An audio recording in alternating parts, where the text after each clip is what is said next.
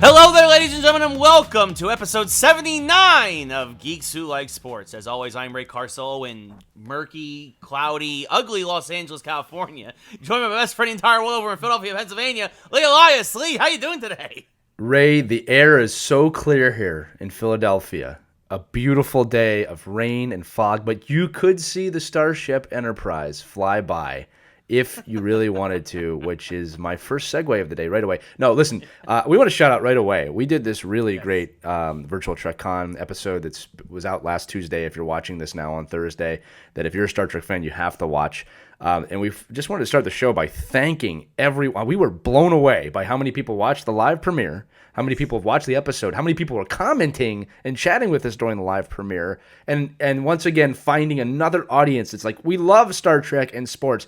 And there was even a movement in the chat that was like, yeah, we got to stop pushing sports and Star Trek aside, man. There's a whole group of us that love both of these things, and that's okay. And we were like, you're damn right that's okay. This is where we're going to live forever. So it was awesome. It was awesome. I can't even stop doing that with my hand now. So we know we have a lot of new listeners from that channel. We welcome you to our community. Thank you so much for being here, especially on Geeks Who Like Sports on Facebook, where we can interact with each other. So this is not meant to be a plug at the beginning of the show. Ray and I were just really excited. We literally thought, I'll just say this. We didn't know how many people were going to be there. This thing was airing at 8:45 or 9:45 in the morning in LA, in the West Coast. We don't know how many people are up.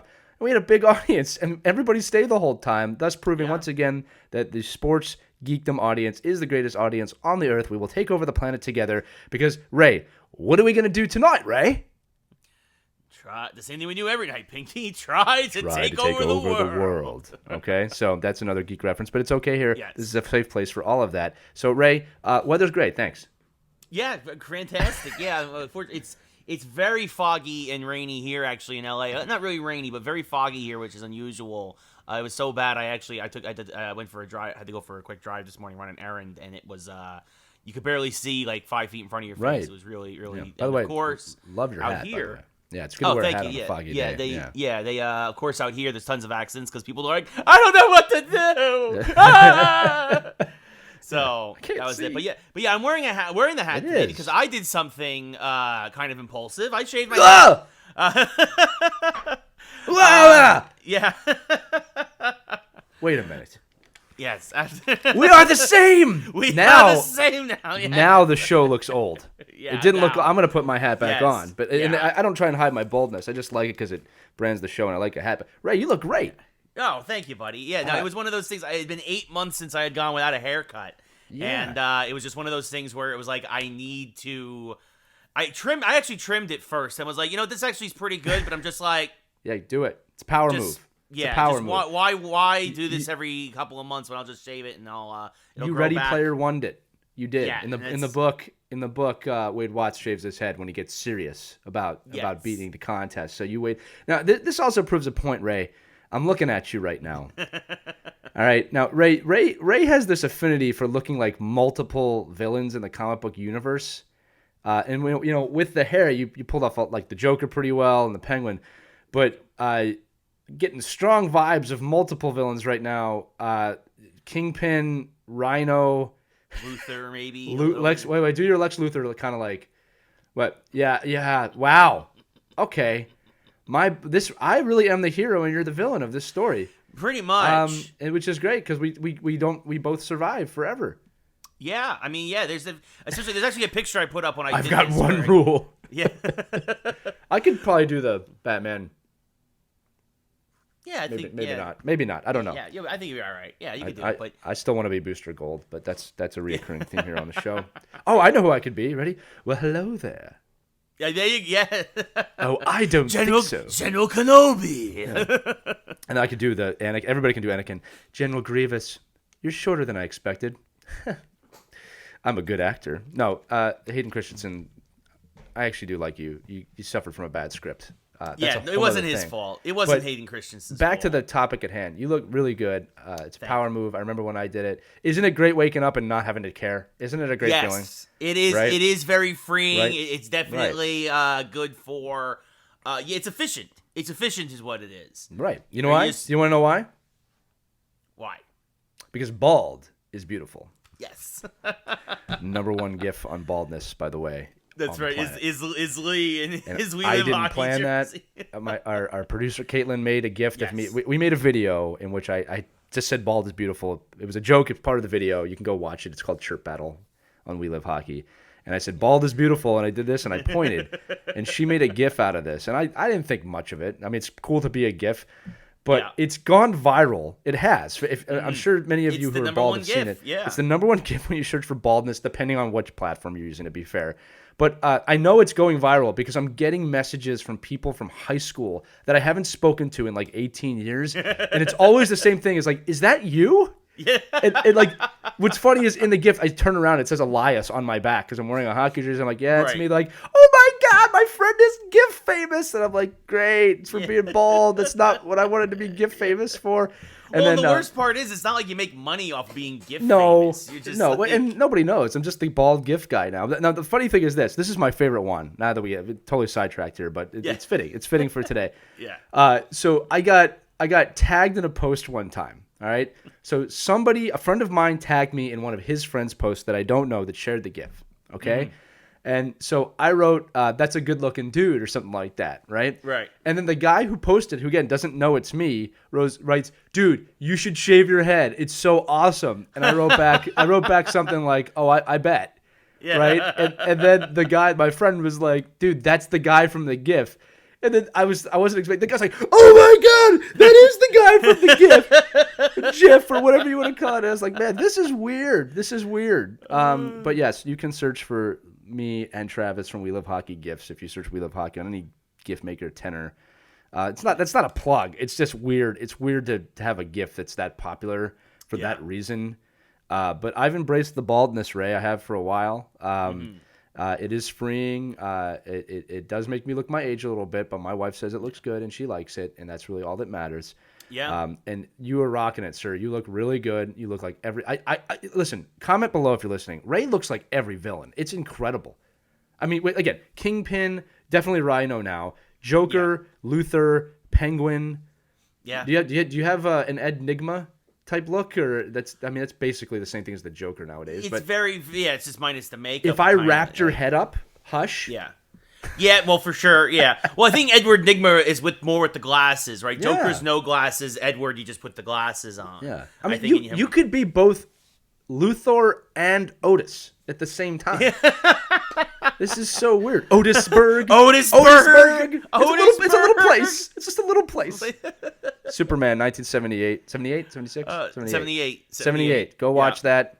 A great movie, by the way. We're going to talk about that later in the show, but not right now. Yes, it is. It still stands the test of time. But yeah, no, it's Welcome one of those to things. Geeks Who Like Sports. Yes, and there are, and I did take a picture of me in a blazer. I do have a very Kingpin-esque look to it. Thank you. I showed Janet, my wife, the one of you with that deep, the smile that I can't do, that one, and she's like, "Oh, what did he do?" And it's like he's becoming his true self.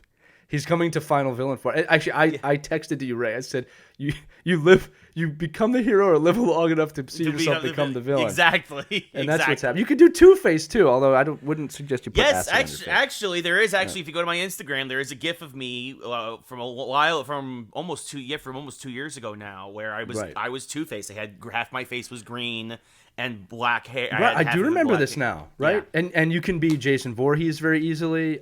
So I'm just going to say it. DC, you might be screwing up everything in your universe, but you have a living, in the flesh villain. A chameleon. A chameleon. No, it didn't work. I tried. Yeah, it was. You have a chameleon villain right here. That could, there's the guy that does, Griffin from Family Guy that's on Cameo, and he looks like Peter Griffin. Ray, you look like the lexicon of villains from multiple universes.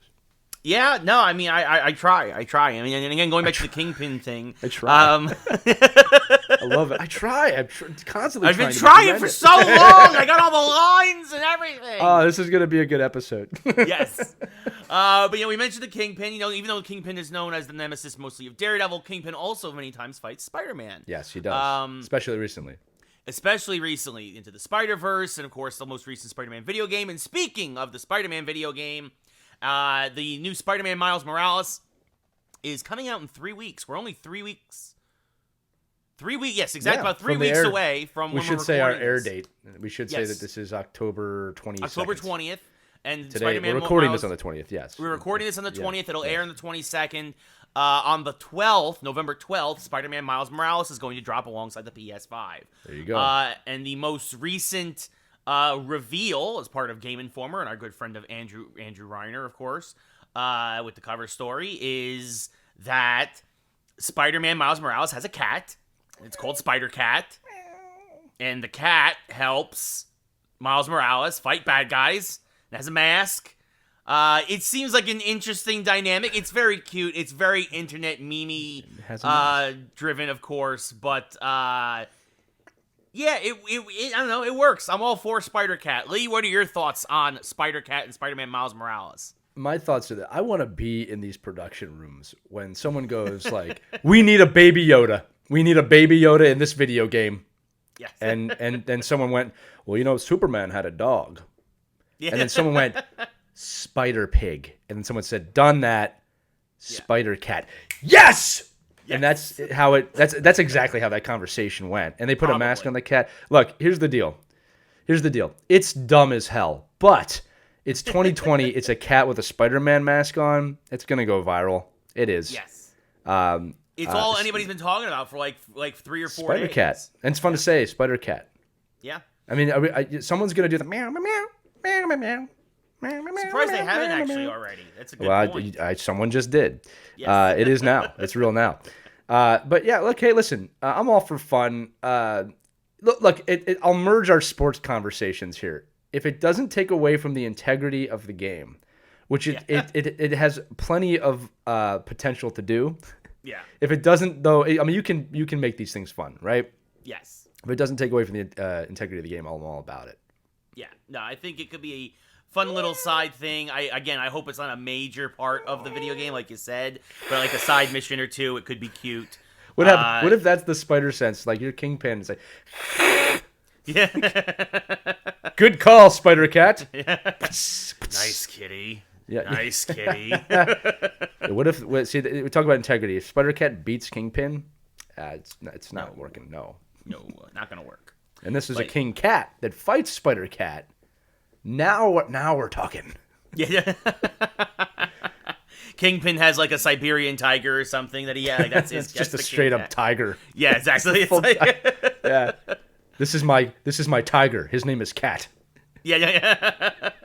That tiger went tiger. What else? Yeah. Tiger. I'm mixing video games into it now. Okay, keep going. Yes, yeah, but yeah. So speaking of video games, though, speaking of superheroes, we also had an interesting video game demo. It's not a real demo, I should say. It's somebody made this for a project. Yeah, it was a school project. It'll probably be something that we talked about this earlier before off the air. It'll probably get this kid a job somewhere. Yeah.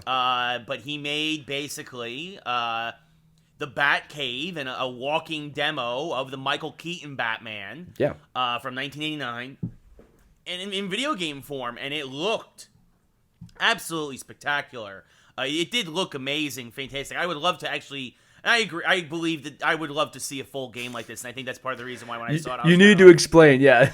I was just kind of like, don't tease me like this. Yeah. Don't. Give your me exact this. words were dumb. Yeah. Dumb. Because it's like I either I don't want your demo. Give me a game. Give me a Here's full what I'll game. tell you. Let me interrupt you, Ray. This is why things like this can be important. Okay. Yeah. We have to remember, Deadpool was born from something like this. That's okay. true. So Deadpool, for those of you who don't know, the movie was not going to be made, and then someone who I believe was Ryan Reynolds, 100%. We believe it's Ryan Reynolds. Yeah. Right. Somebody had a scene animated from the film. It's actually mostly in the film, and it went so viral that they had to make the film because, let's be honest, these studio execs really don't know what they're doing most of the time. Some of them do. No. But most of them have no idea, okay? And we all knew Deadpool would work and that Ryan Reynolds was the person to play it, including him, and they did it. So that's why things like this are important. Now, the demo, if you want to call it that, was called Tim Burton's Batman. I do want to give a shout out to our listener, Randall. Randall typically shares stuff that is phenomenal, and we do talk about the stuff on the show. So I want to give him almost a producer credit because like more than once he shared something that we either share on the page or on the show, and he shared this. So Randall is a treasure hunter, and he finds it for us all the time. We appreciate you, Randall. He has his finger on the pulse of everything DC. He does. And he comes up with a lot of great stuff. Yes. He does. And if you want to borrow my kids, Randall, I'll let you do that, and I can do that, what you do. No, just love my kids. It was a joke. Wait. No, yeah, I'll keep my kids. I don't. No offense. I don't think Randall wants your kids. No, he doesn't want my kids. I mean, I'm I not love trying your to give kids them too. away. I love Right? But... Yeah, but so the demo starts out, and maybe we'll show a screenshot of it here. But the demo starts out with a perfect rendering of Michael Keaton as Batman and a menu screen, and then it shows the Penguin. So he did a lot of artwork. Whoever made this, again, it's a student. He's using the Unreal Engine, so it looks great. And then it's a walking/running demo of Batman in the Batcave, and that's pretty much all he created. But man, it was really cool to see, and it got us thinking about a question that we'll ask later in the episode. So make sure you stay tuned for that. Our question of the week. Yes. Yeah, but it was really cool to see, and like I want to give the creator that props just for finding something. Like odds are this person wasn't even alive when this movie came out. The way this stuff goes. Yeah. You know what I mean? But to see that sparks your interest right away of like, man, I'd love to play that.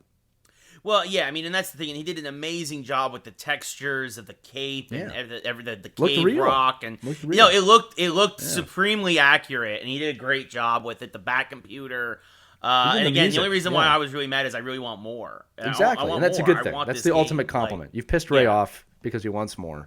Yeah, I've dealt with that many decades in my life now, so I understand. three different decades I've had to deal with that. That's true. We're in the third decade now. Yes. So yes. But yeah, no, it's true. It looks really good. Check it out. It's on the Facebook page for the group. But speaking of DC Comics, and actually another thing that at least for me, Randall brought to our attention. That's right. It's your episode, Randall. Yeah, so there you go. And this is something that is this is unfortunate. This just again shows that DC doesn't know what the hell they're doing. It's basically they're in panic mode, especially in the comic book side of things. For the second time this year. I want to reiterate. Second time in 1 year. Okay. Yeah, and mind you, the last time they had changed, it's been before this. It was 25 years before they had changed distributors, right? Like lightning speed. Yeah, so it's very surprising, but at the beginning of the year, towards the beginning of the year, they left Diamond Distributors, who were basically like they were like the company for distributing comic books, especially amongst the big two in the comic book industry. And then DC went to UCS. And Lunar and for other things, but I guess UCS is having trouble with distributions in Europe, and so for the second time this year, and also understandable, by the way, considering the state of the world and things, and obviously getting things to different places right now isn't necessarily as easy as it once was. Excuse me again. DC is now dropping UCS as one of their distributors. They're going full-time with Lunar, which is another distributor, and also for the first time in comic book history, and this is a big deal, there is a minimum for your distribution order. So they will not deliver to, I guess, a store or a location if you have not ordered at least $500 worth of DC stuff, which is kind of ridiculous and unheard of. And again, only shows how bad I think DC is doing right now, because you're basically now, again, this has happened with Diamond, too. The same thing. You're basically pushing the cost onto the comic book store and onto the little guy to kind of make up for the fact that you're struggling with sales right now and have been for a while because your stories suck. And they have for a while. And it's unfortunate. And the fact that now, if you're a small-time comic book shop, that you get some DC stuff, but unfortunately you're not selling as much because, again, DC just isn't where it's at. Marvel has 2/3 of the market. DC doesn't even have a third. This is just basically you trying to force your losses onto the comic book shops and forcing them to pay you for stuff for stuff that's not going to sell. And you know what happens when you force small stores to buy more than they need? They go under. Yeah, or they don't buy. Or they stop buying. Right, exactly. So this is bad all around, in my opinion. Right. I have a few thoughts on this, both from a business standpoint and a fan standpoint. And some of this is going to be painful to hear, and some of it's going to be, all of it will be realistic, okay? Number one is this. I don't like it when companies force the hand of stores when they have a better play, meaning that if a store just went to Marvel, they'll probably be okay.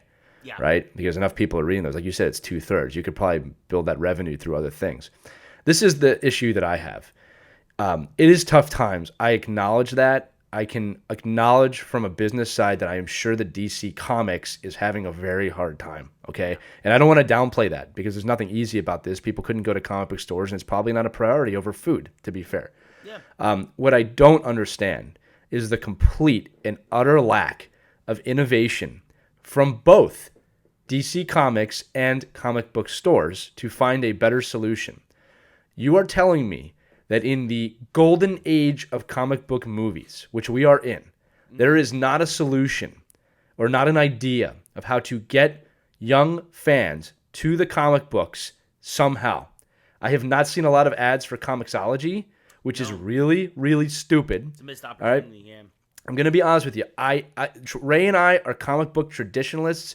One of the biggest and my favorite memories of us being young in college and in our early 20s was going to the comic book store every week. It is one of my favorite things to think about. It was one of my favorite moments of the week. Yes. We could not wait to get there. It's one of my favorite things. Yeah. The reality is Time Warp this. Comic and Games. Shout out to them. Shout in out to Cedar them. Grove, New Jersey, Absolutely. yeah. They took care of us for over a decade. Okay. Yep. But it is time to be realistic here. Okay. Comic book stores need to innovate. A lot of them are going to go under. Okay, that's the reality of it. Unless you innovate, you should be becoming game havens for D&D players, for Magic the Gathering players, for Pokemon players. Yes. If your store is not already a Pokemon Go gym, what's wrong with you?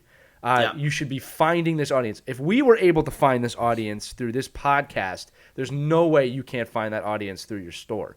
Obviously, most comic book stores have expanded their offerings beyond comic books at this point, but they need to innovate. Comic book companies need to innovate. Comixology is an obvious place to go right now, and they have not banked on that enough, all right? Yeah. Especially during the pandemic. Like you said, Ray, missed opportunity. Downloading your comics is much more of a realistic future for comic books than buying them, and that's the reality. So, again, closing this out, why is DC, Marvel, Comixology, and comic book stores not working together? I am sure that I understand you can download it right to your iPad. Why are you not having some form of group reading at the comic book store or something where you're interacting with each other to get this out? Again, I'll say this very clearly. I'm not the guy to come up with that idea. I'm sure I could think of some ideas, but there are plenty of comic book aficionados out there that have been dedicating their lives to this that could come up to an idea. And this brings me to my final point, Ray. I know change is hard. I know it's scary. I know including myself, man, I don't want to see comic book stores go away. They're going to go away. Yeah. The same way the Yellow Pages went away when Google took over. Yeah. It's inevitable. All right? So unless you innovate, it's time to innovate comic books. The world needs comic books. DC needs to get back on their writing game a little bit. I'll totally bring that to the table, okay? Yeah. But there is no excuse for me. And just sidetracking this to a story that's not in there, it's like AMC Theaters. AMC Theaters recently reported that if we don't see people by the end of the year, we're going to close. Guess what, AMC? You're going to close. Okay. Bye-bye. Yeah, stop putting this on us, okay? Yeah. This is not on us. No. All right? You're not doing enough to innovate. Yeah. All right? Well, I would have been shutting down every AMC and rebuilding them right now in a new way, or shutting down a lot of them and building little ones into more spectacular places to be. We've talked about this so many times on the show. Yeah, you don't Stop need forcing my hand. You don't need 20 screens anymore. Have 5 with the biggest movies and make them bigger amphitheaters. Make them experiences. How about this? It's what's that events platform? Fathom Events. Yes. Right? That is, I've been saying this for years, one of the most undersold things that theaters do. Why are you not showing Monday Night Football in the theater? Monday Night Football is on Twitch now. Right. You missed your opportunity. Why are you not showing The Mandalorian in a theater? Yeah. I would, not right now, obviously, but I would totally have done that last year, gone to a theater to watch it. Team up with Disney. Again, there's no lack of ideas for innovation. There's a lack of action for innovation. Yeah. And I will not, and I love AMC Theaters, but I will not stand in your corner if you're trying to guilt trip me during a pandemic to go to the theater. You're crazy. You're crazy. So comic book companies, outside Marvel, who's pretty much doing it right, Figure it out. Innovate, or you're going to die. It's that simple. You innovate or die. That is business history 101, going all the way back. That's capitalism. That's right? Come on. That's this cornerstone of our society, folks. You innovate or die. Yeah, all right? That's simple. Yeah. So that's all we got to say on that. But yeah, bad on you, DC. Again. Speaking of innovating, this actually you got a good one here. This is a good one to innovate here. You can use that as a transition here. Well, thinking of innovation, well, I mean, we're speaking of things like innovation. Disney Plus, of course, is an innovation. You know, there's a lot going on there. A lot of debuts happening. One of the big things that came to Disney Plus, of course, was the new DuckTales series. And one of the David things Tennant. With David Tennant as Scrooge McDuck. Also Doctor Who. Just a star-studded voice cast on that one. But something they are doing that is phenomenal, which I am super pumped for, is that they are bringing Darkwing Duck into the DuckTales universe officially. Because you always had Launchpad. Launchpad was always the connecting factor between the two, right? Launchpad was Darkwing's pilot, and he was also Scrooge McDuck's pilot. Now they are officially saying these two places are in the same universe, and they're bringing Darkwing Duck officially into DuckTales with a 1-hour special. And yeah, I think this is great. I think this is a lot of fun. This is obviously what a lot of fans want. And I think that hopefully this will obviously spin off into Darkwing Duck having its own series again at some point. Right. I'm going to be really brief on this so we can transition to the next thing that I want to talk about. I want to talk about this, though. One, Darkwing Duck, one of the greatest NES Disney properties of all time video games. Yes. Darkwing Duck was a great video game, great show. I'm gonna toss you, literally, this is a soft toss now, transition for the next one, okay? Because I can already hear you in your head saying this. Are you ready? So when we talk about Darkwing Duck, Ray, I only have one thing to say. Let's get dangerous. I'm ready. Yes. Yeah. Speaking of danger and speaking of what is possibly next, and speaking, by the way, going back to Monday Night Football, we mentioned the trailer debuted on Monday Night Football. But the new trailer for The Mandalorian Season 2, folks, when you hear this episode, if you're listening on day 1, we are 8 days away from Mandalorian Season 2 debuting, 10 days from when we're recording. You know what, Ray? This makes me hungry. It makes me a little bit hungry. And it means I need... There's the prop. It's been sitting next to me the whole time.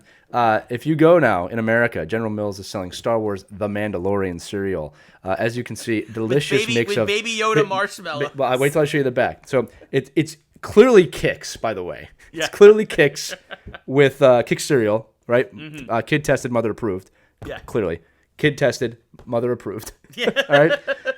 With little green Yodas. Now, this was bought to me by one of my friends, Casey Owasco, who was a guest on our show before. Mm-hmm. He brought this to my house, and I couldn't speak because I loved it so much. I'm going to put this in front of my microphone because just in case we edit the video. Now, the cool thing about this is whoever made this knows Star Wars fans. I would not be surprised if Jon Favreau had a hand in this because on the back you have an extremely collectible picture here that is absolutely going to get cut out and put on a wall somewhere in my house. Yes. Okay. But I mean, there's so much going on here. What's he telling? What is he telling the child? What is the Mandalorian? What is Din telling the child? Is he saying, Ray, don't touch buttons on the Razor Crest? Don't do it. Okay. Or is he saying, you're really cute and I appreciate you? All right. Another thing, real quick before we move on. Do appreciate that the Mandalorian is the Episode 1 Mandalorian. He clearly does not have his Beskar armor on, and they're not giving anything away. This box is just like, I like it. I love the meetings. What do we put on the box? You put Baby Yoda up front to get the attention of everybody in the store. You put Mom behind him with his ship, and in the background you put the Jawas.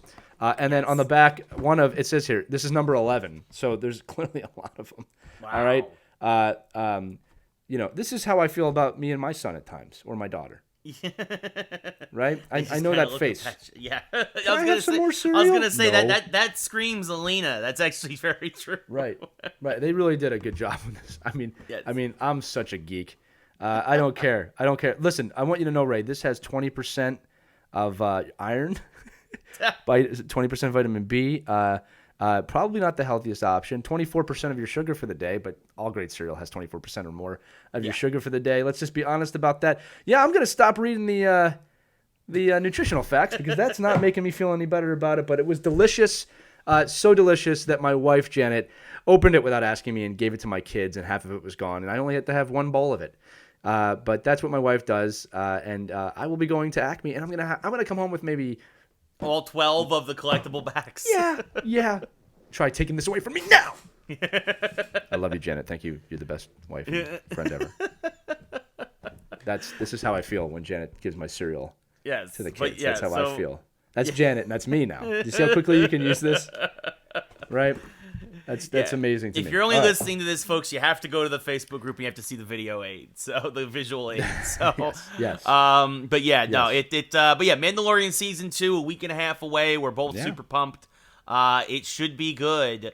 As obviously all the main characters from season 1 return. Yep. Obviously season 1 ended on a cliffhanger with the Darksaber. What's that mean? And again, we haven't seen that. All we know though is that basically, officially, the Mandalorian is on a quest to get Baby Yoda back to its people. Yeah. That is his quest. And that's basically it. And he's also on the search for other Mandalorians. So if you're trying to stay away from anything from the trailers, this is a severely mild spoiler alert because we don't know what's actually happening. We are spoiling the trailers. If you have decided not, I know some people are deciding not to watch those. Although Disney Plus is pretty good about not telling you anything. But this is what we know. We know that. It sounds like we know Boba Fett's going to be. No, Boba Fett will be in the season. We do know that. They have the actor that played Jango Fett playing Boba Fett. Yep. We know Grief Karga is coming back. We know that Cara Dune is coming back. And we also know that Ahsoka Tano will be in here. And I can't remember her name off the top of my head. I'll look it up while I'm talking. From the Clone Wars cartoon, we are also going to get the former head of Mandalore. Who was, I cannot remember her name right now, and I feel ashamed about that. Oh, yeah. But she is going to be there. So I actually think that the Black Saber that from the end of season 1 is going to have a major role in this. So we know from the new trailer today that he says, I need to find more Mandalorians. Yes. Okay, so this is what I'm guessing. We can do this. This is like a we're going to guess kind of what's going to happen. But I believe that Boba Fett will be on Tatooine. And he will be rescuing the bounty hunter from season 1, the woman who I can't remember her name right now either. All right, that was shot in the chest by the other bounty hunter. All right, I think Boba Fett that's where we're going to find Boba Fett. There's a planet that looks suspiciously like Hoth, but we do not know if it is. It's an ice planet.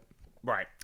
So I believe this season is going to be, the full season arc is the Mandalorian trying to, as you say, find the Jedi and bring the child to the Jedi. I believe that's where Ahsoka Tano is going to come in.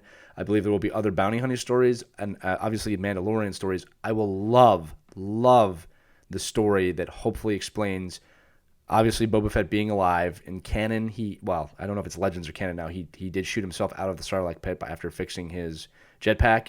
Mm-hmm. I would love to hear more about Boba Fett as or as not a Mandalorian. There is a lot of confusion whether or not Boba Fett is a true Mandalorian or not. His father, Jango Fett, was not. Correct. Jango stole the armor. He is not a true Mandalorian. So it'll be interesting to see a lot of this. And what The Mandalorian does so well is bring in traditional original series, original film canon, and applies it to this, while not being afraid to touch Rebels and Clone Wars. Yeah. So everything indicates this is going to be great. The job is on us not to make it better in our heads than it's going to be, but I am super ready. Yeah, 10 days away. We've been waiting for this for a while. Again, 10 days from recording, 8 days from listening. So it's going to be, we're almost there. We're on the cusp, folks. And if you are a Mandalorian fan, we do a weekly spoiler cast on the episode just to discuss it. It's one of the very few things we do a spoiler cast on. We don't usually do that, but we know people need to talk about it. So, and don't worry, we give the time codes and plenty of spoiler alerts, so you can still watch those episodes and skip over that part if you need to. So or just watch the show. Episode 1 of season 2 will not be next week; it'll be the week after. Right. So 2 episodes from now will be our first spoiler cast for The Mandalorian. Yeah, and we'll have more Mandalorian cereal. Again, if you're listening to this, I have a cereal box, Star Wars Mandalorian cereal. Pick that up at your local grocery store and enjoy the sugar. I'm actually curious now. I have to go to the grocery store later today. I'm curious. You really do. You really do. But yeah, so other things that are returning that would kind of surprise. Not. This was more of a surprise. The other things we knew were coming. Right, that's fair. Super fair. Dexter is getting another season. I guess a one-off season after a long limited. Yep. A long hiatus. I guess the ending of the series kind of was. It wasn't a Game of Thrones level bad, but it was not as well received as was probably hoped. And this might tie up some loose ends. Lee, I know you were a Dexter fan back in the day. Huge Dexter fan. What are your thoughts on this? Well, I was really excited to see it, obviously, for multiple reasons. I really loved the show. I thought seasons, not every season, but seasons of that show had some of the best writing I've ever seen, specifically season 4, which starred John Lithgow. One of the greatest seasons of television I've ever seen. And I won't give anything away. I'll just say that it had some twists and turns that I really wasn't expecting.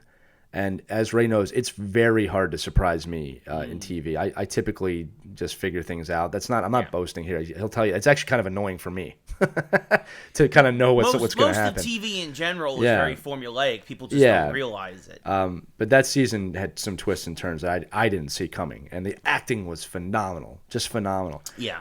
So this is a spoiler territory if you want to watch all of the original Dexter. But I'll just say the show ends pretty somber, and it doesn't have any closure really. It just kind of leaves you there. Mm-hmm. It's not really a spoiler. I'll say that. Yeah, the show just kind of leaves you there. No spoilers here. In kind of a void. All right. So it's not happy. It's not sad. It just is, right? And it didn't feel like anybody got closure from that. So I'm hoping that this limited series kind of gives people the closure that they're looking for. And again, for those of you who never watched Dexter, the short way of looking at this is it's a serial killer that you end up rooting for. And you do. Yeah. He's a serial killer that was trained to only kill very bad people. So the show, you actually root for him to kill people, which was a really interesting dynamic when the show came out. And in 2020, it probably super well received. So, yeah, like looking forward to the Limit series. The cast is all signed back on that survived the original series. And, yeah, I'm looking forward to seeing what they do with that. But really a tremendous show with great writing. And it fits into the. I mean, I would probably. It's a murder kind of mystery show, but I think it's science fiction in a lot of ways, or just fiction. It works in the geek realm.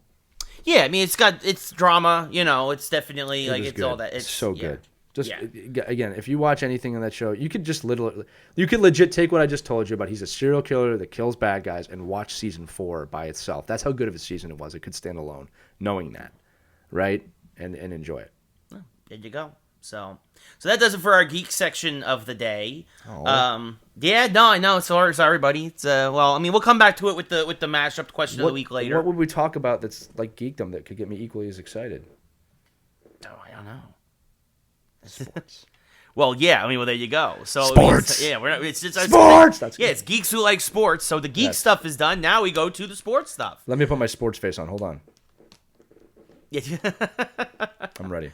So we got a lot of football stuff to talk about. The first thing we're kicking things off is we need to send well wishes to Nick Saban. We do. As he contracted COVID last week for Alabama, and it's very, very unfortunate. It does not look like it has spread, but it is a.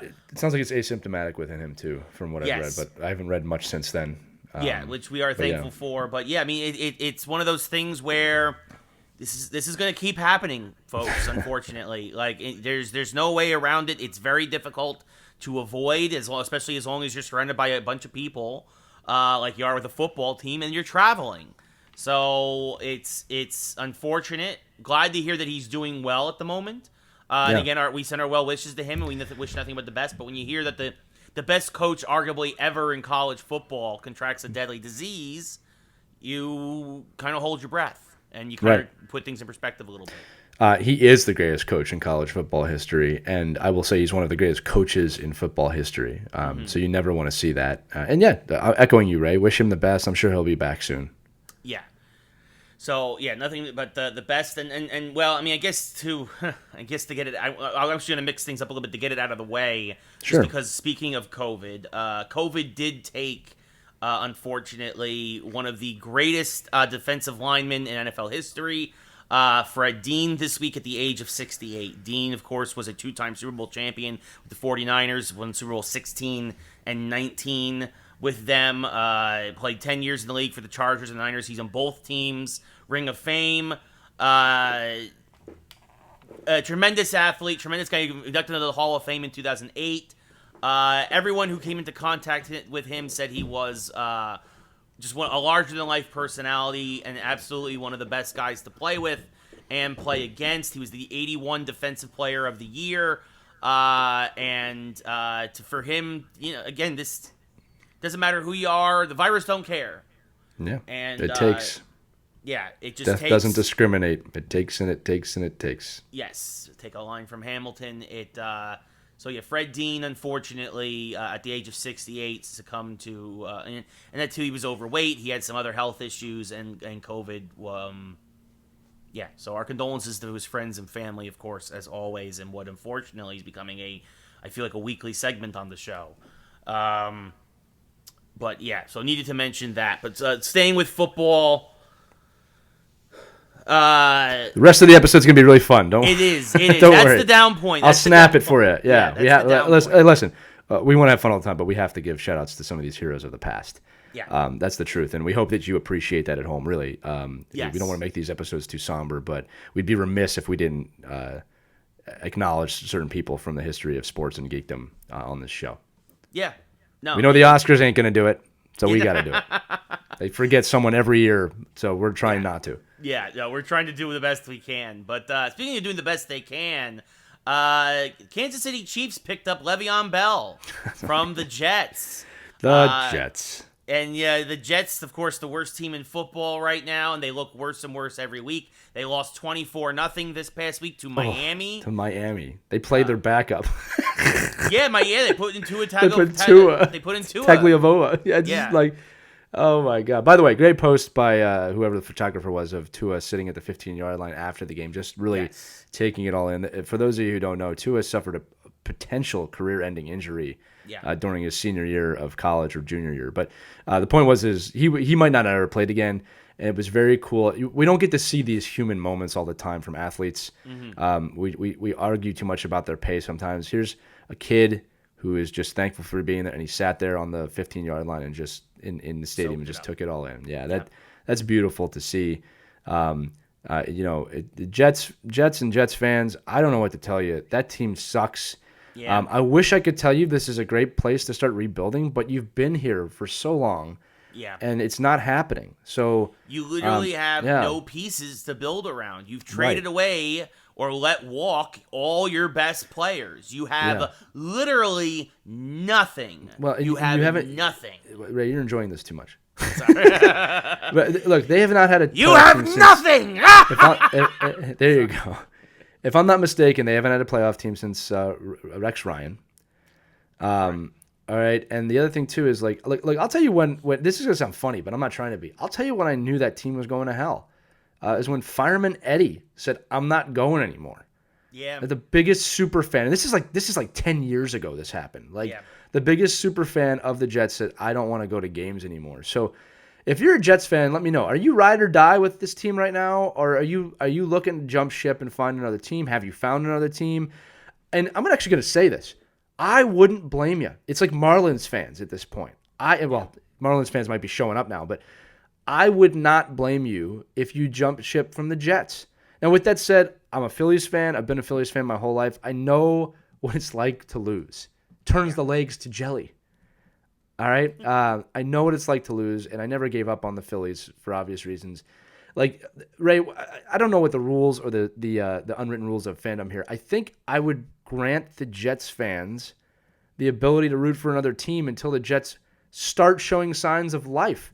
And what I mean by that is, like, I was a huge Phillies fan, but when they were really bad, I would never root for another NL East team. But, you would start looking for like the Cardinals, like during Mark McGwire. I'd be like, you start to follow other stuff. I mean, the Jets are so bad. They're so bad. I mean, if you're a Jets fan, you're probably just not even watching them anymore. But like you said, you're probably watching or rooting for other underdog teams like the Lions or the Browns or something, and kind of just being like. Let me tell you what needs to happen. Gary Vaynerchuk Look him up if you don't know who he is. He's Gary Vee. He needs to buy the Jets already. He loves the Jets. He wants to buy them. If you let him be owner, I guarantee you there'll be a lot of excitement around this team, and he's going to build a team that will still suck because the Jets are horrible.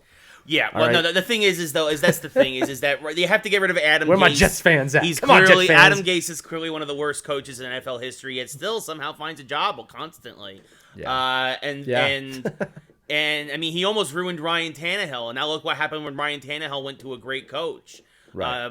You know what I mean? Right. So it's you know, which honestly makes me also kind of question Sam Darnold. It's like, I don't know if, I mean, like, the poor kid's seeing ghosts. Maybe he's just seeing Gase in his head all the time. Like, right. I don't know. Right. It's like, I mean, it just might be one of those things where, like, the kid just needs to change of scenery or just needs a new coach because Gase is not it. And the kid is regressing under him badly. There needs to be a major organizational shakeup. Yeah. And I mean, fire everybody. The Islanders did this. The New York Islanders did this, and they are now a deep playoff contender. Well, and even the Mets did this. They finally the Mets finally got a new owner. Now we don't know how that's going to pan out because that just happened. They need a complete shakeup, man. And everyone's got to go. Exactly. Everyone. Exactly. Right. So, same thing with the Knicks, and there's a few other franchises out there, but no, it's absolutely disastrous to see. But speaking of Tannehill, I mentioned Tannehill, Mike Vrabel, the coach for the Tennessee Titans, former linebacker for the Patriots, learned under Bill Belichick, and finally somebody under Bill Belichick, I guess because he was a player and not an actual coach under him, is taking what Belichick did to heart. And he's doing it even better than him. Vrabel might be the best coach in the NFL right now. He is. Statistically, he is. I mean, he did a thing on Sunday, which was brilliant. He purposely sent a 12th man onto the field to draw the 12-man penalty to stop the clock, save time, and allow his team to get the ball back, where they then scored the game-tying touchdown with 4 seconds left. He saved 40 seconds of playtime by purposely drawing a penalty. And again, and this is the second time in about a year now where he's used the NFL clock rules. He's found loopholes to screw over two teams now. The Patriots last year in the playoffs, which made it very funny because he did it against his old coach Belichick. Coach, who taught him how to do that. And then this year against his former defensive coordinator and Romeo Crennel, who's now the head coach of the Texans. So it's very funny to see what he's doing there to his old coaches. But the Titans look like absolute powerhouses. Derrick Henry is now in the MVP conversation after another monstrous week. But Lee, what are your thoughts on these clock management loopholes from the anti-Andy Reid? Well, yeah, I love that you call him that, by the way. I'm going to merge this into a couple different games from the weekend. So number one, Vrabel is brilliant. His clock management is brilliant. That was a funny slip up. It's brilliant. Okay, without saying any other words here. All right, that we need more coaches in the NFL like this. This also proves my point, and I've said this before. Teams need to hire a clock management coach. Every NFL team should have one. You at home might be saying something. Well, I'm sure they've thought of that before. I've worked in pro sports. They probably haven't. Yeah. Okay. They probably haven't. Okay. Don't ever assume people think of this stuff. Okay. Like I said, the Rams have that guy that pull the coach off the sideline, so he can focus on the games. Yeah, Sean McVay. And people think, oh, that's dumb. No, I thought that was brilliant that they pay a guy to do that because he can focus on the game, and he has a brilliant football mind now with a subpar team now for some reason. Yeah. Okay. Although the Rams did win on Sunday, or no, they lost to San Francisco. I'm sorry, they lost to San Francisco. Yeah, they're just not doing great. He had a better team a few years ago. But Vrabel really understands it. A clock management coach can win and lose you games, and these are just some of the loopholes they can find. Okay. With that said, the NFL really needs to study these loopholes and try and find solutions. Now, the problem with the play that we're talking about is, you shouldn't be allowed to do that. Well, Vrabel did a great job faking like he didn't know. That he had done that when it was pretty obvious that he had done that. So it's like hockey, like with certain plays in hockey, like it might have to be up to the ref's discretion, and fans are going to have to swallow that. Now, I also want to put this into bonehead coaching moves at the end of a game. Ray, your New York Giants have officially won a game this season against the Washington football team. Yeah. All right. As we now move into the NFC Least. It's a great transition because the Washington football team made one of the dumbest calls I've ever seen. And if Washington beat the Giants, Washington would be in first place right now. That's not saying a lot, but right. No, it's still that makes that even worse. What was the score? Was it 19-20 at the time? 20-19. Yeah, so it was 2019. And the Giants are winning. Let me set this up for you. Now we've talked about this over the course of the season. The Giants have a good defense. Their offense is terrible. The reason why the Giants were even up 20-13 at the end of that game was because the Giants had a strip sack fumble against Washington's backup, which again, I still don't understand why Dwayne Haskins isn't in there. So even before this game started, to me, Rivera made a bad move by going with the wrong quarterback. But they went with Kyle Allen. Kalen strip sack. Tay Crowder, Mr. Irrelevant, the last pick in last year's draft, picked it up, ran it back 40 yards for a touchdown to put the Giants up 20-13. So again, the Giants' defense has scored almost, and this is a fact, scored almost as many points as the offense this year. That's how bad the Giants' offense is. But the Giants' offense put up 13 this game. The defense put up 7. So the Washington now. They get a chance. They march on the field. 30 seconds left in the game. They get a touchdown. It's 2019.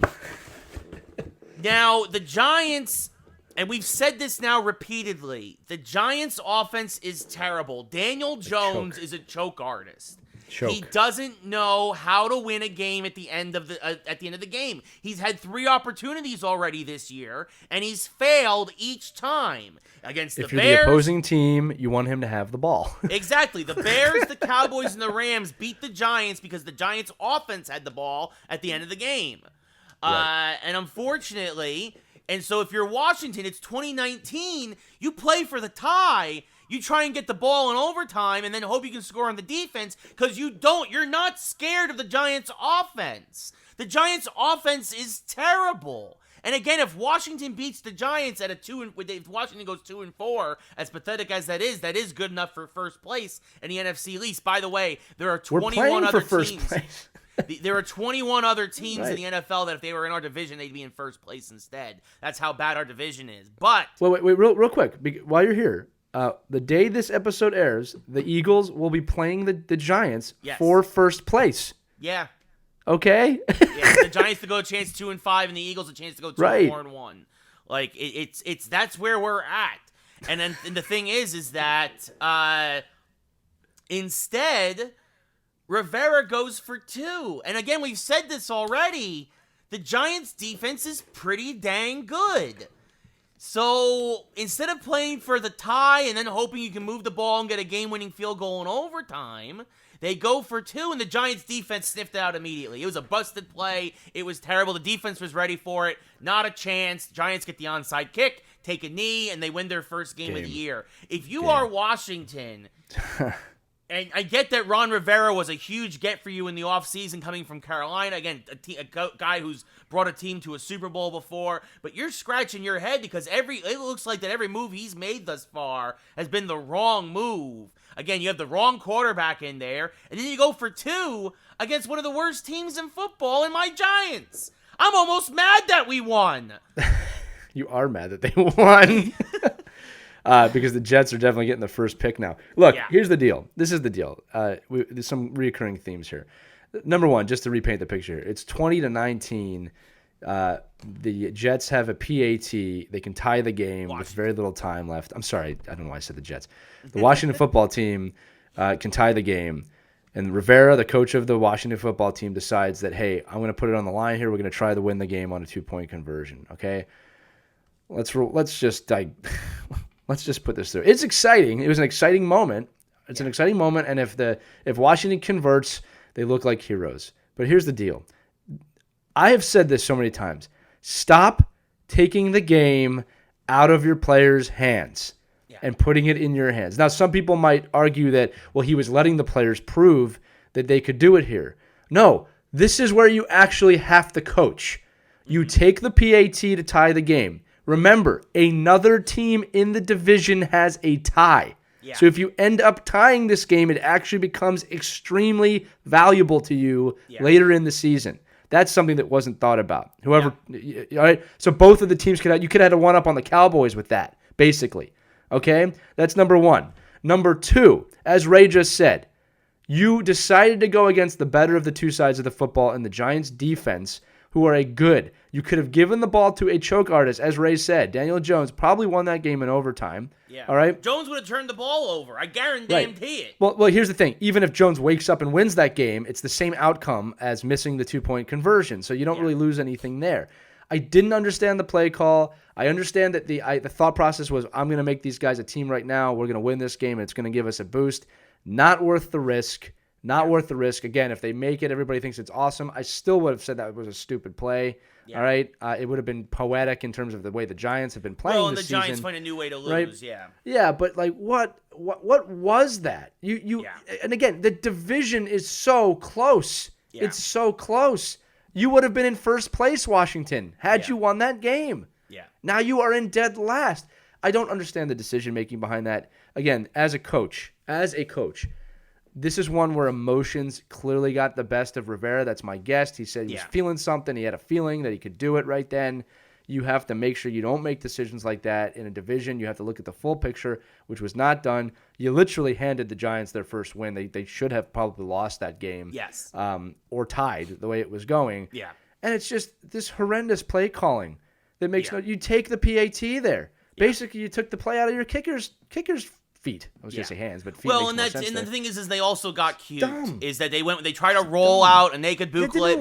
Like it's like, if you're gonna do that, run it in. It's just like, and then we say this again and again, but it's just one of those things where. And by the way, I found was a fascinating stat. I need to say this.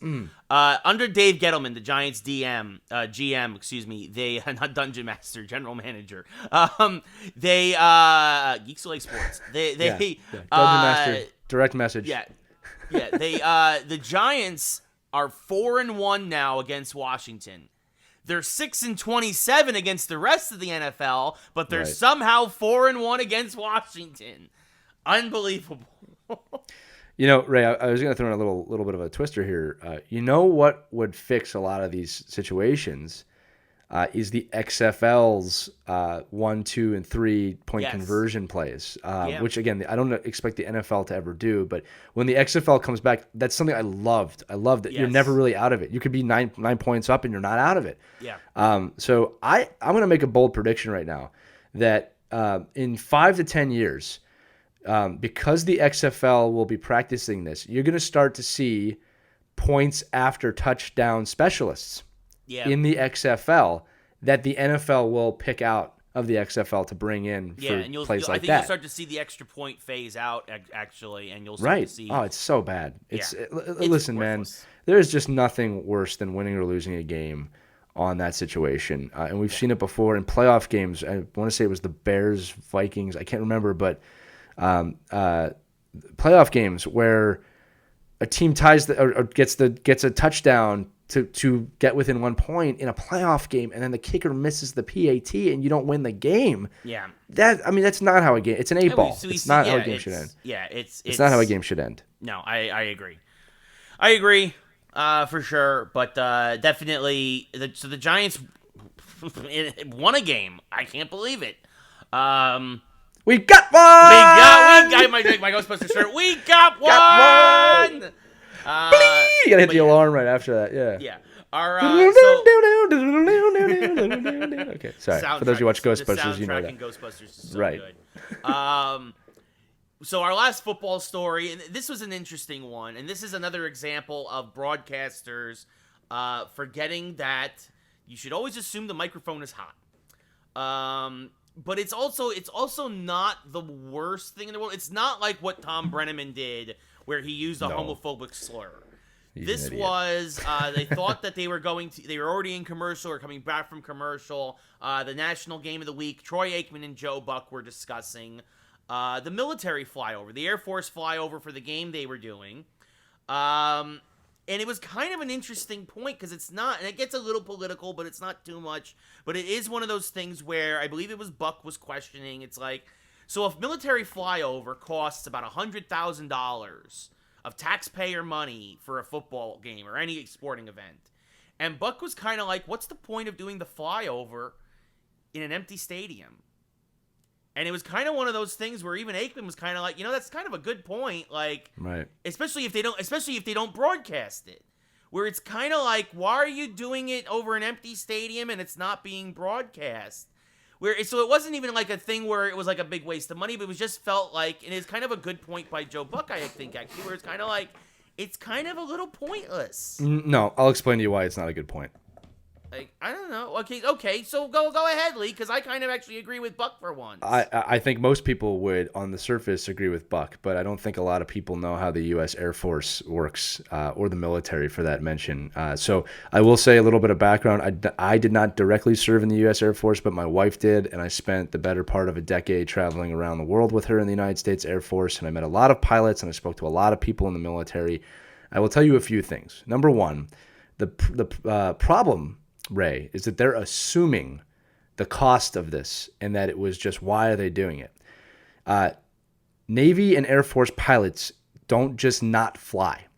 Mm-hmm. This might have been in replacement of a scheduled training mission. This could have been in replacement of a lot of things, not to mention they do these flyovers. They're very dangerous for the pilots, so they need to keep in practice for doing this. Now, that might sound silly to some of you. When you're flying airplanes that close to each other or jets, you can't just take off for a year. Okay, so that's number one. This might have been a scheduled thing that they want to keep doing to make sure that their pilots are in the best possible flying shape. Number two, it's not just the people in the stadium that see these flyovers. They fly over a city. Everybody sees these planes go over. Never underestimate what that means to people on the ground, especially people that have served. All right. The third thing I'm going to say when it comes to the general military, all right, the men and women that serve in the United States military, both domestically and around the world, never get the credit that they deserve as both heroes and servants to the country. All right? And you will rarely see someone in the military, complaining about anything. They serve, they go overseas, they fight in wars, they protect us.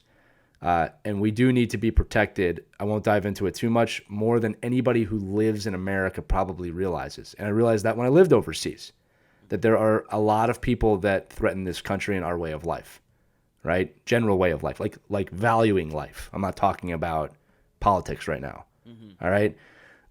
So I think that anyone who criticizes the military that's never been in the military, anyone that criticizes flyovers without knowing a thing about flyovers and why we do them and the cost that goes into them and why training must continue, I think it's short-sighted and stupid. And people should not keep their mouth shut. It's all right to have an opinion. I've always said that. But to research it. Why would they do a flyover? Okay? It's the same reason. I'll give you another good example. During the early onset of the pandemic, I think about 3 to 4 weeks in, the Blue Angels flew over Philadelphia and several other cities on a tour. And people were saying, this is stupid. It's a waste of money. I can tell you firsthand that not only just myself, but a lot of people in my town had our spirits uplifted by that moment. It was a very welcome moment. It was something in the change. This is after we had been in isolation for a month, which nobody was used to at the time. People were complaining about the fuel. It gave me a boost. I was happy that they did it. All right. And the Blue Angels said afterwards, we need to fly. We can't just ground our flight crew for a year. That's not the way it works. All right. And the last thing I'm going to say is this. You want these people to fly. You want them to stay at the absolute top level of focus and ability for when they are needed. They don't train because there's a war. They train for when there may be a war or for a attack or some reason that you need them to be here. Right? And the last time we got complacent with that, they were not available when we needed them. Okay? I'm not going to go specific on that because it's too somber. All right? That's why they train all the time now. So, no offense to Joe Buck and John Elway, but they don't know what the hell they're talking about. And Troy Aikman. I'm sorry, I don't know what I said, John. And Troy Aikman. I'm not talking about football right now, although you can make your arguments with that too outside Troy Aikman. But they don't know what they're talking about, and most people don't know what they're talking about. And I would implore people not to keep your mouth shut, but to read and to research and to learn about why the military does things like that. I'll never say someone shouldn't have a voice. That would be the most hypocritical thing ever as a podcast host. Okay? But I will say research it. There's reasons why they do these things. And again, they'll never explain themselves either. That's not what the military's job is, not to explain themselves to us. All right? It's to protect us. And they do that every day. And I have a deep respect for the military, especially the Air Force and anyone that serves. And I thought that was a little bit despicable on Aikman and Buck's part. Well, I mean, again, I don't think it's even despicable. I think it's like you mentioned, it's a place of ignorance. Even me myself, and again, That's fair. I get the idea that they don't explain themselves, but I think this is a perfect time for them to explain themselves. No, they never will, and they never should have to. Then the thing is then people are going to continue to be ignorant, and you're going to continue having these things. Listen, this is the thing. That's the problem. This is the thing. See, you need transparency. I don't agree, and I'll tell you why. The military doesn't care, and I'll tell you why. All right, their job is not to explain themselves. Their job is to protect us, and I'll give you a perfect example. I spoke to a Marine one time, and I asked him, how do you come back here where people really don't appreciate what you do on a daily basis? You're not the hero that sports figures are or comic book heroes are. This is a topic for the show, right? And he looked me right in the eye and he says, I do what I do so that they don't have to worry about it. I do what I do so they don't ever have to think about it, right? And that was the most humble thing I think I'd ever heard. This is a guy that I know goes overseas into kill environments and puts his life on the line. He said, I do this so you don't have to worry about it. That's my job, right? There's a ignorance to that in this country. For sure. And that's the explanation. And that's what I'm trying to say, is they don't need to justify themselves to me. I understand what you're saying. Right. But that this is the ignorance is these people protect us. Whether you want to believe it or not. And again, if anybody wants to have a discussion. I don't believe that. I'm saying that. Well, that wasn't directed at you, to be right, fair. But what I'm like, again, it comes to the fact that, like, you can't blame someone for being ignorant if you're not willing to teach them. I can blame somebody for being ignorant for not taking it upon themselves to learn more. It's a two-way street, in my opinion. That's fair, okay? But I think that again, it also goes down to the fact that if you want to be secretive, you don't want to tell people, you don't want to be transparent. Well, nothing secretive about flying jets over a stadium. I mean, people saw it. So, yeah. I know what you're saying, right? But this is a broader lack of. I'm not saying this at you, but a broader lack of respect for the military, and I think people should educate themselves a bit more on the military. I'm going to say this again because I don't want to keep this going for too long. There are a lot of threats out there to this country, both foreign and domestic.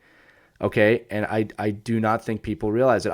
This is all I'll say, and I'll throw this off the show because I don't want to stay on this. All right, if anybody would like to have a discussion with me on this, I am more than happy to do that. Feel free to DM me or find me after the show because the show's really not about this. But I will say this, is that having served in the military with my wife in terms of being a spouse, when I was younger, I didn't understand why the military was so large. You know, you hear police force or world police and all those jokes.